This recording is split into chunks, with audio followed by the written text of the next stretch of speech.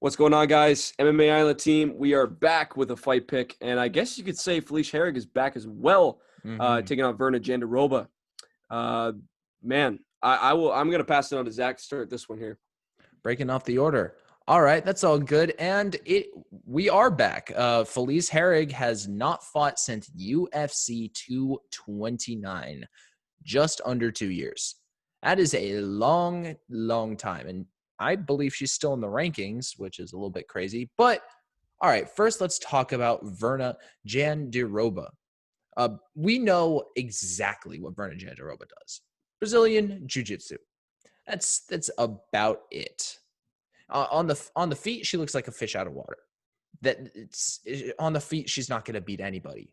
But on the ground, she rivals pretty much everyone in the division in women's strawweight.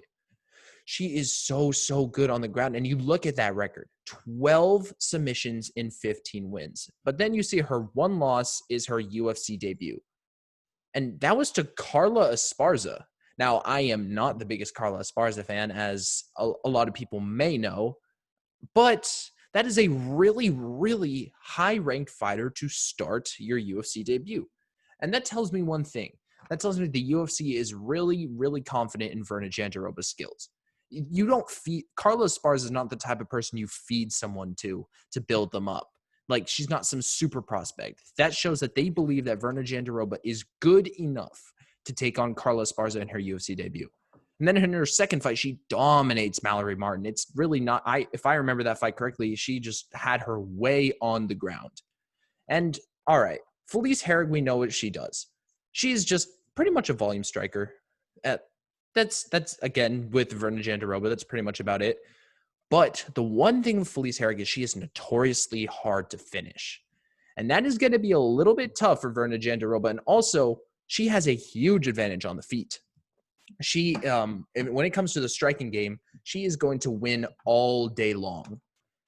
Oh, man, I'm going to have to go with Virna Jandiroba though, because just if you look at their certain skill sets, I believe that Jandiroba is the more skilled mixed martial artist. And if that fight goes to the ground, I do believe that Felice Herrig is in more danger than Jandiroba is on the feet, because yes, Jandiroba is in danger on the feet, but she's in danger of going to a decision. I don't think Felice Herrig has the power necessary to finish, and I'm not sure if she has the takedown defense necessary to defend the takedowns of Virna Jandiroba, and I'm not sure she has the submission defense. I mean, she's never been finished, but she's never faced a Brazilian Jiu-Jitsu practitioner to the level of Jandiroba. So I'm going to go with Virna Jandiroba. I'm going to go with a submission, but I think if this fight goes the distance, you do have to look a little bit at Felice Herrig, but at the end of the day, I'm going Virna. Yeah, so, man, talking about this fight here, obviously you mentioned Felice Herrig coming back since UFC 229, and for the first thing that I want to point out, if McGregor has been more active than you, and then I think there's probably a problem. So, yeah, obviously her last fight with Michelle Waterson. One thing that I've grown to know about Michelle Waterson, obviously she's a fan favorite, but as an MMA guy, I like to study MMA. I would say Michelle Waterson isn't like I'm starting to think she's a little overrated, and I know people want to kill me for saying that. Man, and just looking at that loss, and then passing it down to Karolina Kowalkiewicz, has a split decision loss to her, and then Karolina goes on to lose her next 4 fights. Just, man, the thing is with me is you look at Jandiroba here. Jandiroba, obviously the loss to Carla Esparza. If there's one thing we know about Carla Esparza, that she can just kind of grind out these sort of decision victories. And I guess you could say the same with Herrig here. And looking at the rate of finishes, Jandiroba only having 3 decisions, and looking at she has 12 submissions.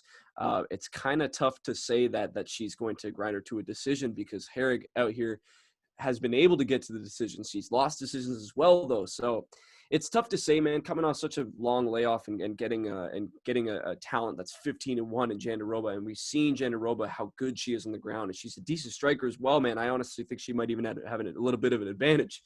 But Herrig, I don't know, man. The layoff is really what sticks out for me. You mentioned how great of a volume striker she is, and she is a very good volume striker. But at some points, it's like if you're a volume striker and someone's got a huge ground advantage on you, I think you can't really value that more. So I'm going to have to go with Jandiroba on this one. This is one of my secondary locks for the fight is Jandiroba, just because we've seen her dominate people.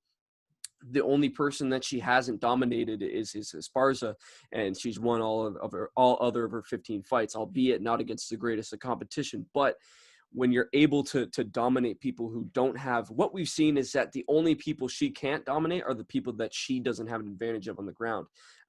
And I think I would give her the advantage on the ground here against Herrig. So that's one thing that I think is huge for this. Carla, like I mentioned, Carla Esparza is the type of person we saw her last fight with Marina Rodriguez, is that she was able to just kind of hold her and grind out the victories. I know people had a lot of talk about that fight and saying that Rodriguez won the fight. But man, the thing is with Esparza is that she's just that girl that's able to hold you there and kind of keep you there for the fight. But just able to get to decisions. I value seeing that loss, and I kind of think, okay, well, I'm probably going to go with Jandiroba on this one, just because of the thing about that, man. She's 15-1. If you're in COD and you go 15-1 on Search and Destroy, I'm crazy. I'm bringing a COD reference into this, but if you go 15-1 on Search and Destroy, your boys in the lobby are hyping you up. So, got to go with the 15-1 person here, Jandiroba. I'll take her by submission. I just think that huge long layoff for Herrig is kind of crazy to go and step into this fight and take a 15-1 opponent. But hey, man, I wouldn't be surprised if Harry can outpoint her and get her to a decision. For all we know, Jandiroba might try to strike with her and kind of just get pushed the pace by Herrig. So passing into the UFC calculator, looking at Jandiroba, they got her at a 71.1% chance. Wow. But yeah, I'll go with Jandiroba as well. Not with that amount of confidence. I do think she's still a lock for me personally, but I'm going to go with Jandiroba on this one. And yeah, I want to know what you guys think. We got a unanimous decision here. So we're going to go with Jandiroba. We want to know if you guys got Herrig, the little bulldog, coming back and taking this victory.